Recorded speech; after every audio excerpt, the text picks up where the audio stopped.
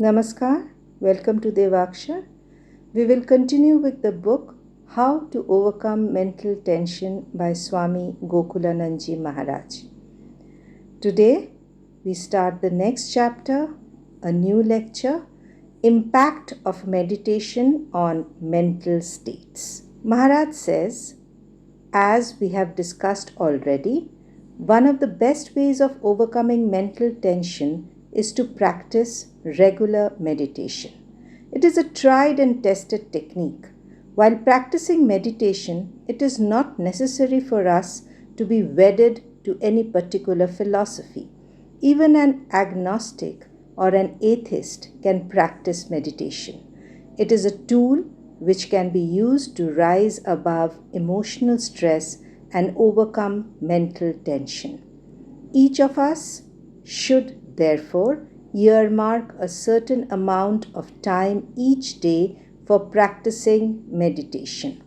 This would mean we should spend the time quietly in self-analysis, introspection, and other such inward directed activities mentioned earlier. In order to stress the efficacy of meditation, let us take a place like Delhi, which is the capital of India. Here, we can hardly find any solitary place where we can retire to hold communion with our inner nature. Many devotees say, Swamiji, if you ask to practice meditation, we have to go either to the Himalayas or to a place like Shimla, Almora, or Mayavati, where nature is serene with the majestic Himalayas in the background. In such surroundings, even a person who is not inclined to meditation is forced to do so. But what about Delhi? Is it possible to meditate here? My reply to this is an affirmative. Yes, it is possible to meditate even under these circumstances. We have to remember that it is not possible for all of us to retire to an isolated place of retreat. We have our everyday activities, living in a place which is crowded, in a society within which we have to function and fulfill all our obligations. We still have to strive to maintain mental balance by training our mind rigorously. When I mention the effort to acquire mental balance, I would like to remind you that we are the citizens of two worlds. The average individual will tell me that we are the citizens of free India, but we must not forget that this is only a part of our existence. We have two levels at which we function, the external and the internal realities. Even those people who are unaware of their inner being are well able to relate to the external reality and make the best of all it has to offer. Now, in our effort to overcome mental tension, we have to make a conscious effort to bridge the gap between this and the other world, that is, the world of inner reality. Our experience in the world teaches us that there is tremendous pressure from the external world. Any field of activity that we choose, whether as a teacher, a doctor, an advocate, or an administrator, puts a huge amount of pressure on us.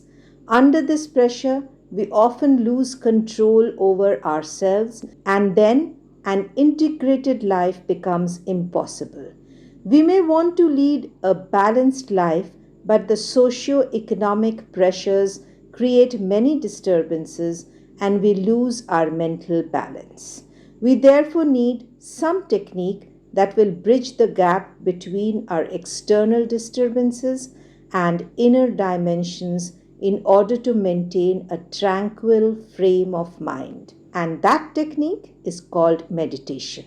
It is a practical, systematic method which enables us and teaches us to control inner conflicts to obtain peace of mind. Taking recourse to meditation from time to time helps us to meet the challenges of the external world instead of running away from them.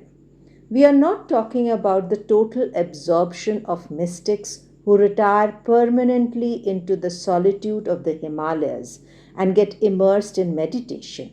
For them, it is easy to be engrossed in meditation.